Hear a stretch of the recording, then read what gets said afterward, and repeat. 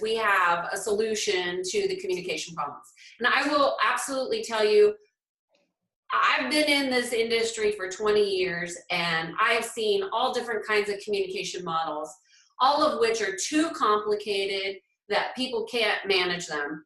But overwhelming, unequivocally, every time I teach this model and my clients utilize all 4 steps, the results are always better than they could have imagined. I mean, honestly, I'm not pumping this up for it. It really is truly so simple, but you've got to follow the steps. And so I just created this this presentation. So let me see. I'm going to do a screen share here. So I'm going to do screen share. And I think I got it here. And then tell me if you can see this when I go into view. I'm going to present mode. All right. You see it? We're ready to level up our communication. All right. And get some good connections. Okay, cool. So I'm not going to spend a lot of time on this presentation, but you will get a recording of this so you can go through at a slower pace. Also look in your email because with it, I'm going to have some tips for you, okay? All right, so we just went over the biggest communications mistakes that we see. Poor boundaries, avoiding the conversation, too controlling, confused and uncertain, emotionally shut down and withdrawn, taking things personally, and judgment. So those are the biggest mistakes. So what are the types of relationships where we need to communicate? So I just want to keep it really simple. We have our bosses, our peers, our direct reports, coworkers, our network, social media. We also have that relationship within ourselves. So we got to be mindful that we're always in a communication mode. But what are we communicating? So 3 solutions for your role in communication. So number 1, unequivocally, always take responsibility. When you take responsibility for whatever is happening or whatever the situation is, you can be assured that you're going to have a better chance of having a better result, unequivocally. If you don't take responsibility, you pretty much get a big mess. Yeah. So I always advocate for people, and people who take responsibility are typically leaders because you step up into a more influential role when you take responsibility. So the other thing is you need to be clear and concise.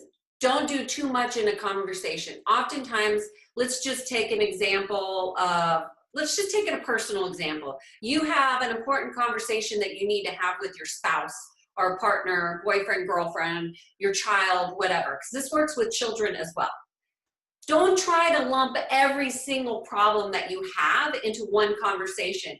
Break it down into one thing first and make sure that one is complete and then go into another one, okay?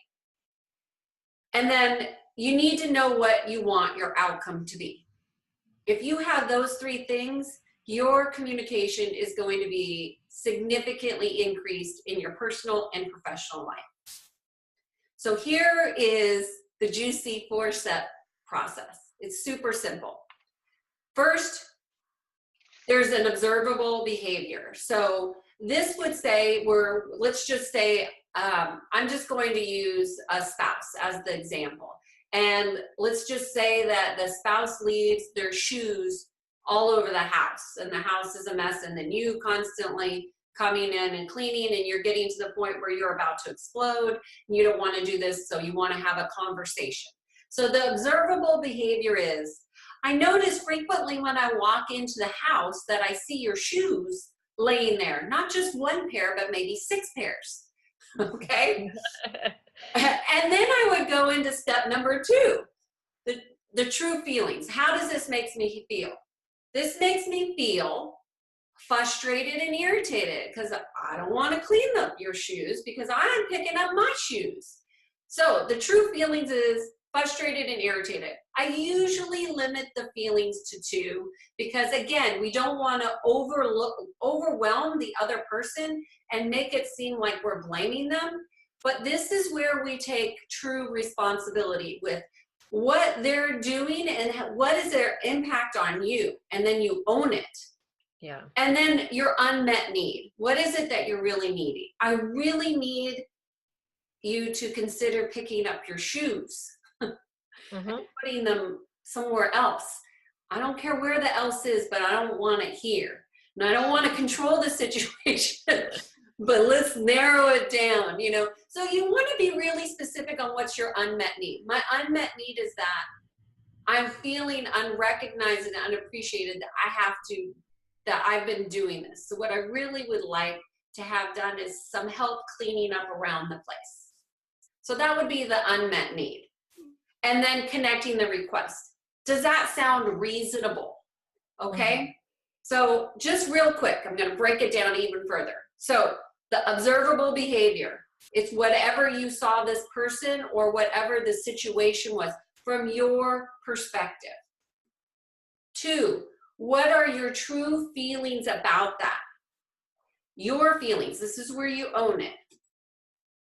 And it's kind of like simple too with the feelings, because there truly are, like, if you break it down, only 6 feelings, right? I mean, you know, Well, you have I don't know now, oh, though. look at that. That's awesome. Look at that.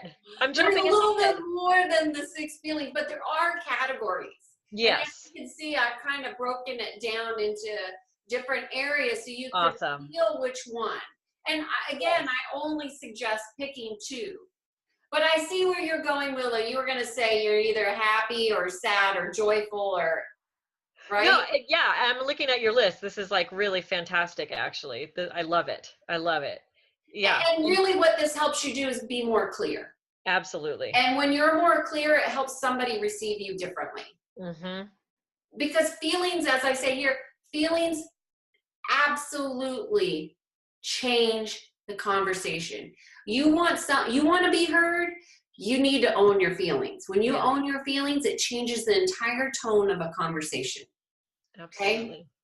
So unmet needs. This is really what you're needing. So I'm needing him to pick up his shoes. I'm needing him to take care of himself.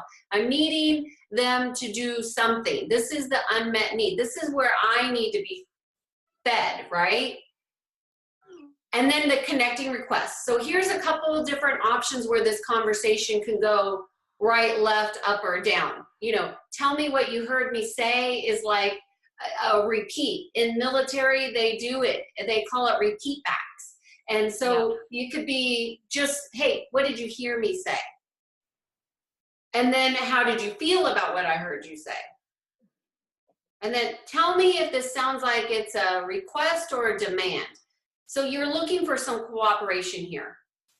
And then if they're not enjoying the conversation, which might be the case with some employee conversations, tell me what you wished happened in this conversation that's not happening. But a good one is tell me how you feel about exploring the solutions. So that is simple. This all can be found. This is called the Nonviolent Communication. There is a book. There's an audio book. You can get it on Amazon. But I could tell you, I have gone to conferences where they've taught communication, and they take about 6 to 8 hours teaching this process that I just taught you in less than 10 minutes. So true. So there you go. So live, love, thrive, y'all. Willow, do you have some, let me get on the stop share here. And let's just do some closing comments and go from there.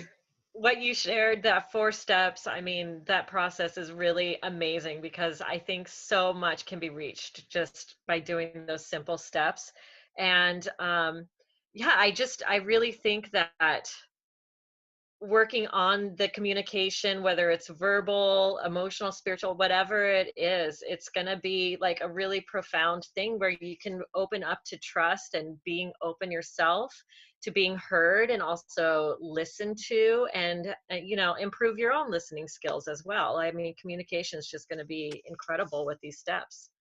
Well, I think the biggest thing that I find with myself and others is when you first are trying this process, whether you're doing it at work or at home, it's a really good practice to write it out the first 2-3 times And you can even bring this piece of paper when you go in to talk to your boss or your coworker, so they know that you put some thought and intention into the conversation, which also is a nonverbal way in which you can change the dynamics. Absolutely. Because people will take you more seriously, and it also lets them know that this conversation is important to you. Mm-hmm. But also it helps you ingrain the 4 steps, because once you have these 4 steps, it will fly off your tongue like it did for me, so simply and easily. The biggest thing that I think will help, and it will be coming to you in email, is the feeling sheet. Print it out, have it be handy and helpful for you, and use it as frequently as you like. And practice and take your time with it too. I mean, I have these types of discussions, especially with my 5.5-year-old all the time. And it's a back and forth exchange, but everybody gets validated. Yes. Everybody gets validated. And so it's a winning win-win situation all the way around. Always. And you don't have to worry about somebody being mad. I have never had a client do that process, that 4-step process, and not get results. Absolutely. Progressive results. So cheers, everybody. Thank you for joining. And I'm going to stop the record and wish you all the best. Thank you.